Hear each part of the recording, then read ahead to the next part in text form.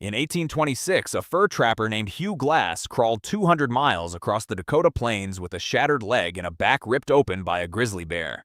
He survived on raw buffalo liver, wild berries, and rattlesnake meat he killed with a rock. Doctors today would call that a recipe for parasitic infection, but Glass lived to be 60 years old. Here's the twist. Modern nutritionists now say the mountainmen's diet, the one we once dismissed as savage and desperate, may have been one of the most nutrient-dense ways humans have ever eaten. Number 14 on this list was so effective at preventing scurvy that the US Army tried to replicate it and failed. Number 3 involves a preservation method that food scientists at Cornell recently tested and found creates antimicrobial compounds no modern refrigerator can match.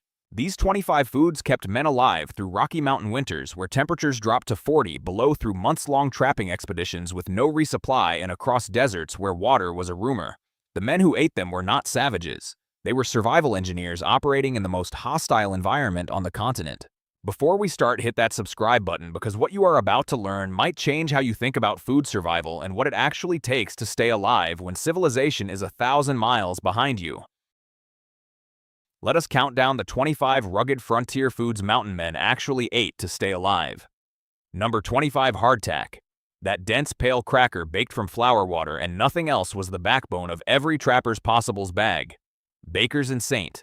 Louis turned out thousands of these 3-inch squares before each trading season, baking them twice to drive out every drop of moisture. The result was a cracker so hard you could chip a tooth on it, but one that would last for years without spoiling. Mountain men carried hardtack wrapped in oilcloth at the bottom of their packs, knowing it might be the only thing between them and starvation when game disappeared in deep winter. A single piece weighed barely an ounce, but delivered around 75 calories of pure starch energy. The trick was soaking it in coffee broth or creek water until it softened enough to chew. Some men crumbled it into rendered fat to make a crude porridge.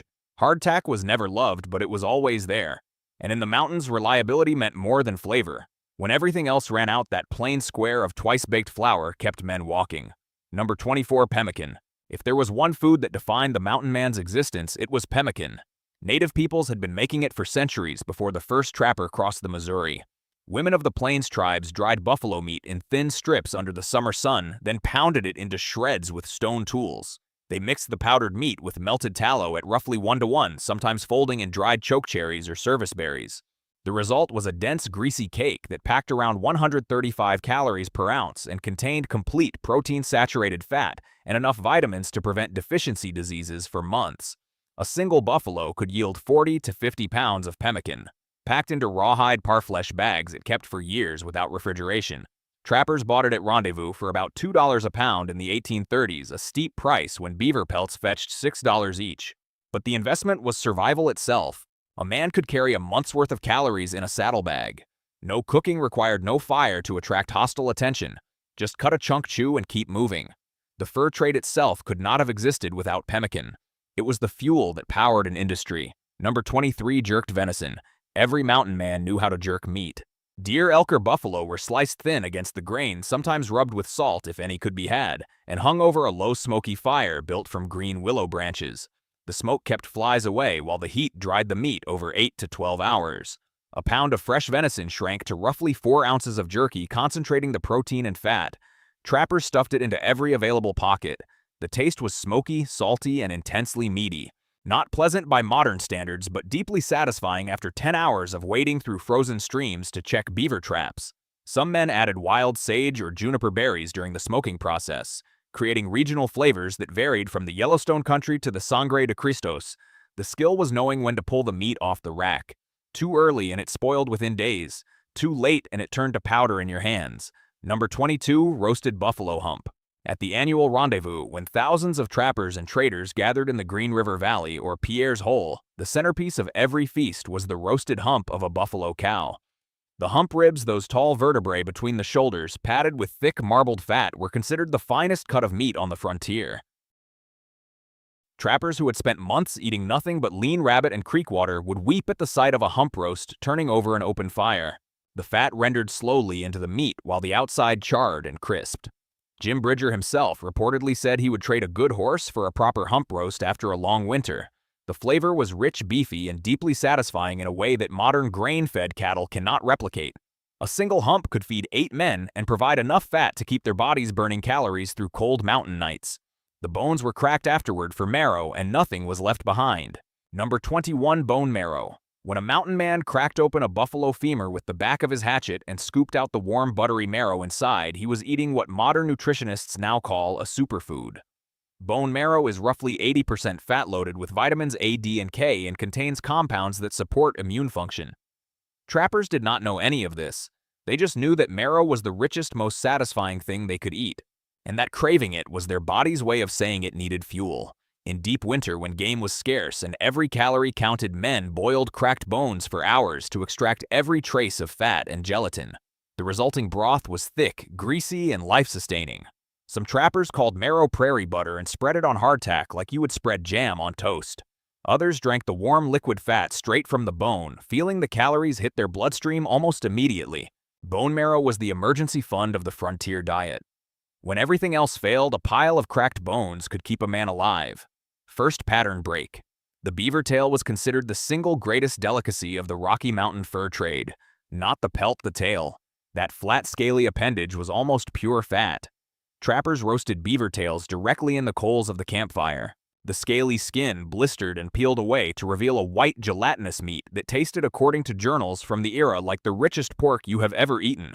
Catholic missionaries actually classified beaver as fish because of its aquatic lifestyle, which meant trappers could eat it during Lent without guilt. Here's what modern food science confirmed. Beaver tail fat is high in omega-3 fatty acids, the same compounds we pay premium prices for in fish oil capsules. The Hudson's Bay Company listed beaver tails as a separate trade item from pelts priced at a premium. We forgot this food existed. The trappers who ate it thrived. Number 19. Buffalo tongue. Mountain men prized buffalo tongue above every other cut, and for good reason. The muscle was dense, tender, and marbled with fat that melted during slow roasting over coals.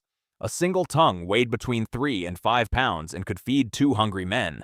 The flavor was rich and beefy with a buttery texture that required no knife. You could tear it apart with your fingers. During the great buffalo hunts of the 1830s, commercial hunters sometimes took only the tongues and left entire carcasses rotting on the plains. Smoked and salted tongues were shipped downriver to St. Louis, where restaurants served them as a luxury item for $2 a plate. Trappers in the field ate them fresh, sometimes raw, and still warm from the kill. The tongue was the first thing cut from any buffalo. If a man rode into camp with a tongue tied to his saddle, everyone knew the hunting had been good. Number 18. Boudin. The French-Canadian voyageurs introduced this one. Boudin was buffalo intestines cleaned just enough to remove the worst of the contents, then roasted whole over an open fire. The partially digested grass inside gave them a sharp, tangy flavor that trappers either loved or endured. The fat surrounding the intestines crisped as it cooked, and the whole thing was eaten like a sausage. Trappers at Rendezvous reportedly raced to see who could eat the longest unbroken length. The practice revolted missionaries, but the men understood something their critics did not. Every organ contained nutrients that muscle meat alone could not provide. Boudin delivered B vitamins, iron, and probiotics from the fermented grass. Number 17. Parched corn. Before a trapping party left the settlements, each man filled a leather pouch with parched corn. Dried kernels were heated in a skillet with bear grease until they swelled and darkened. A pound of parched corn fit in a coat pocket and delivered over 1,600 calories. Mixed with water, it swelled in the stomach and created fullness. Daniel Boone reportedly carried parched corn on every expedition. It did not spoil. It did not attract animals. It was quiet to eat, a real advantage when moving through contested territory. Number 16. Wild onions and camas root. The mountains were not a meat-only diet. Despite what Hollywood tells you, every experienced trapper knew where to find wild onions, pulling the small bulbs from creek banks across the Rockies. Roasted in campfire ashes, they turned sweet and soft. Camas root was even more important. The bulb of a blue-flowered lily camas was roasted in underground pits for up to 3 days, transforming into something that tasted remarkably like sweet potato. Lewis and Clark's journals record their men eating camas in large quantities, though the sudden fiber intake caused days of digestive misery for men unaccustomed to it. Number 15. Rendered bear grease. Every autumn, when black bears and grizzlies fattened themselves on berries and salmon before hibernation, mountain men hunted them as much for their fat as for their meat. A large black bear could yield 8 to 10 gallons of rendered grease. Strained through cloth and stored in skin bags or tin containers, bear grease kept for months and served as the all-purpose fat of the frontier. Men fried meat in it, waterproofed their leather with it, greased their rifle patches with it, and rubbed it into their skin to ward off mosquitoes and windburn. Mixed with flour, it made crude biscuits. Spread on hardtack, it added desperately needed calories. The flavor was mild and slightly sweet when fresh, turning rancid only after months of poor storage. Bear grease was so valuable that the Hudson's Bay Company traded it alongside pelts, and some trappers considered a full container of rendered grease worth more than a good knife. Second pattern break. Now here's where things get uncomfortable. When starvation was real, mountain men ate their horses and their moccasins. Horse meat was not considered shameful on the frontier. It was insurance. If the snow came early, if the game vanished, that horse was the difference between living and dying. John C. Fremont's 1843 expedition survived an entire Sierra Nevada crossing on horse and mule meat. Kit Carson reportedly showed the men how to roast the liver first because it provided the fastest energy. When the horses were gone, men boiled rawhide strips from their equipment. The collagen broke down into a gelatinous broth that tricked the stomach into feeling full. Some men chewed the soles of their moccasins. Desperation was not weakness on the frontier. It was Tuesday. Number 13, dried berries. Service berries, chokecherries, huckleberries, and wild currants grew in abundance across the northern Rockies. Berries were dried on flat rocks in the summer sun, concentrating their sugars and vitamins. A pound of dried service berries packed enough vitamin C to prevent scurvy for weeks. Trappers who ate berries stayed healthy. Those who did not eat berries lost their teeth and bled from their gums. Chokecherries were pounded whole pits and all creating a paste with compounds modern research has linked to anti-inflammatory benefits. The mountain men were practicing nutritional medicine without knowing it. Number 12, trout and mountain whitefish.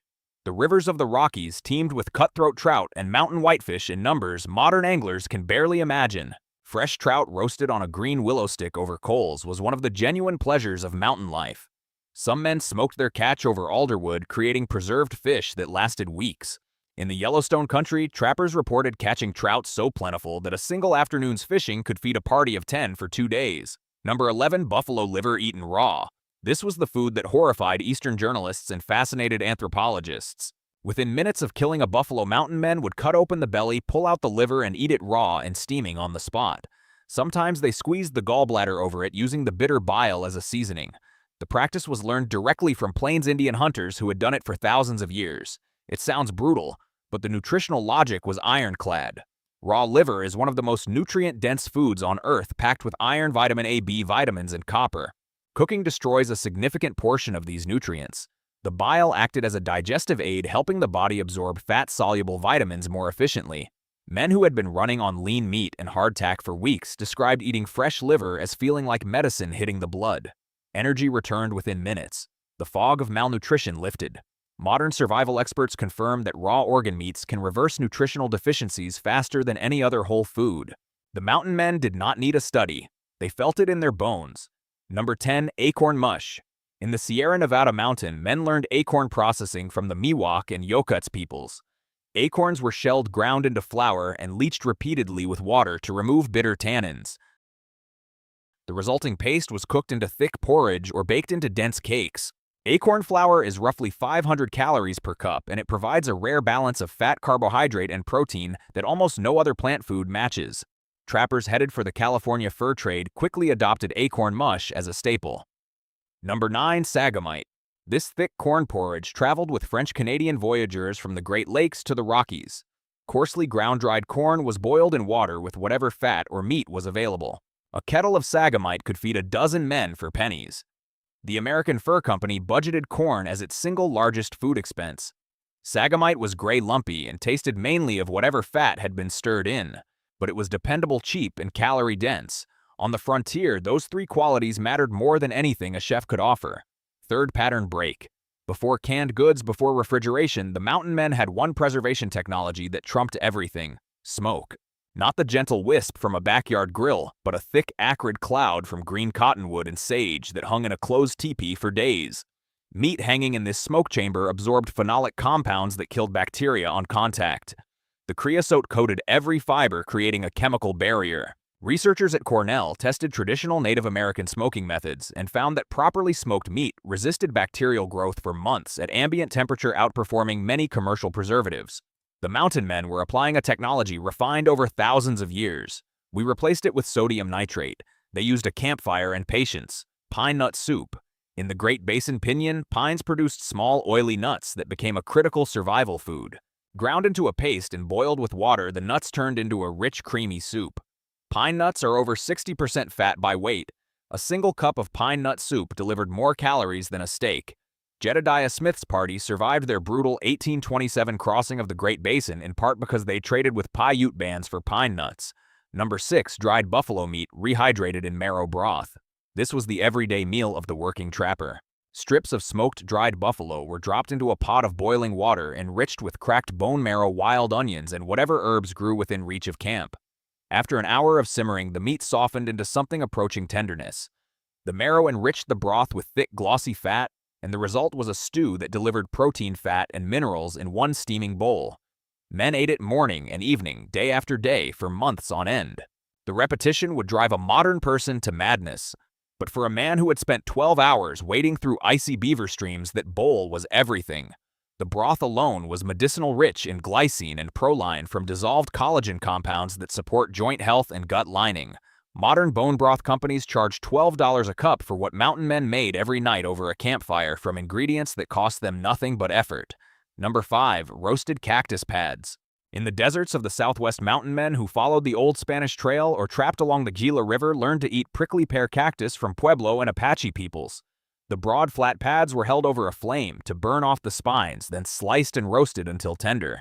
The taste was green and slightly tart, similar to green beans, with a mucilaginous texture that took getting used to. But the real value was the water content. Cactus pads are over 90% water, making them a hydration source as much as a food source in country where springs could be 50 miles apart. The fruit of the prickly pear, deep red and sweet when ripe, was eaten raw or dried for the trail. Trappers crossing the Mojave or the Sonoran Desert survived on cactus when nothing else grew. A lesson learned hard and remembered well. Number 4. Elk heart roasted on a stick. When a mountain man killed an elk, the heart was claimed before the hide was even pulled back. Speared on a sharpened green branch and held over a bed of glowing coals, the whole heart roasted for 20 to 30 minutes, the outside charring while the inside stayed tender and almost creamy with blood. Elk heart is pure muscle, with almost no fat, dense with iron and CoQ10, a compound modern supplement companies extract and sell for $30 a bottle. The flavor was deep, mineral-rich, and intensely meaty, nothing like the bland chicken breast of a modern diet. Men sliced it thick and ate it with their fingers, the juices running down their wrists. In Crow and Blackfoot tradition, the heart was reserved for the hunter who made the kill a mark of honor and skill. Mountain men who lived among these peoples adopted the practice and carried it with them across the divide. A roasted elk heart after a successful hunt was as close to celebration as the frontier allowed. 4th pattern break. The secret survival food nobody talks about was tallow candles. When starvation hit and every scrap of food was gone, mountain men ate their own candles. Tallow candles were made from rendered beef or buffalo fat. The fat was digestible and calorie-dense. Journals from multiple expeditions mention men chewing candle stubs to quiet their stomachs during the worst stretches. Each candle delivered several hundred calories. This was not planned. It was the last line of defense against death. Number 2. Wasna. Wasna was pemmican's more refined cousin, prepared by Lakota and Dakota women with a care that elevated it from survival ration to something approaching cuisine. The base was the same dried buffalo meat, pounded fine and mixed with rendered fat. But wasna incorporated dried wild plums, timsala, or prairie turnip, and sometimes maple sugar traded from eastern tribes. The mixture was packed into rawhide cases and could sustain a family through an entire winter. Mountain men who married into Lakota or Cheyenne families ate wasna regularly and considered it far superior to the cruder pemmican available at trading posts. The balance of protein, fat, and carbohydrate was almost perfect for sustained physical labor. A handful in the morning could fuel a man through a full day of trapping. Modern endurance athletes have begun experimenting with wasna-style foods, and the results are remarkable. Stable energy, no crashes, no digestive distress. The Lakota perfected performance nutrition 2 centuries before the first energy bar was wrapped in foil. Number 1. Dipui, the rendered back fat of a prime buffalo cow. This was the single most prized food on the American frontier. Dipui was the thick slab of pure white fat that ran along both sides of the spine of a buffalo cow in peak autumn condition. Carefully cut away in broad sheets, it was melted slowly over a patient fire until it turned into clear amber liquid, then poured into hide bags or wooden containers and left to cool into a dense white mass. This was not just cooking fat. This was frontier currency. It was food, fuel, reserve energy, and insurance against winter all in one. The taste was clean, rich, and almost sweet compared with ordinary tallow. Less heavy than bear grease, smoother than pork lard. easier on the stomach after weeks of dried meat and smoke-blackened broth. Men ate it by itself with a spoon. They spread it over hardtack. They stirred it into sagamite. They mixed it into pemmican. And when the cold turned cruel and the body started burning itself from the inside just to stay warm, this was the food they wanted most. A prime buffalo cow taken in autumn could yield astonishing amounts of back fat, sometimes enough to mean the difference between a camp that endured and a camp that weakened. That matters more than most modern people realize. In mountain winters, a trapper might burn 4,000 or 5,000 calories a day without doing anything dramatic at all. Just walking through snow, just hauling traps, just sleeping in bitter cold and waking up alive. Lean meat alone could not carry that burden. Protein builds, fat sustains, and Dupuy was the cleanest, densest answer the plains could offer. That is the part modern people keep missing. The mountain men did not survive because they were tougher than everyone else. They survived because they learned often from native people exactly which foods delivered heat, strength, endurance, and recovery. They understood that the best survival food was not always the prettiest, not always the tastiest, and certainly not the most civilized looking. It was the food that kept your hands steady, your mind clear, and your legs moving when the weather wanted you dead. So here's the real lesson buried in all 25 of these foods. Frontier eating was not random. It was a system. Fat when you needed long-burning energy. Organs when your body was depleted. Dried meat when you had to travel light. Wild roots and berries when winter had been too long and your blood needed something fresh. Smoke when there was no salt. Marrow when nothing else remained. Every choice solved a problem. Every meal was strategy. And that is why these foods matter now. Not because you are about to trap beaver in the Rockies. Not because you plan to roast a beaver tail over open coals. But because the old frontier diet reminds us that real nourishment is not about marketing. It is about function. It is about what actually keeps a human being going under stress, cold, hunger, and exhaustion. So tell me in the comments, which of these old frontier foods surprised you the most? Was it raw liver marrow, pemmican, smoked meat, or rendered back fat? And which one would you actually try, because the mountain men were not eating like barbarians. They were eating like men who could not afford to be wrong. Civilization forgot that. The wilderness never did.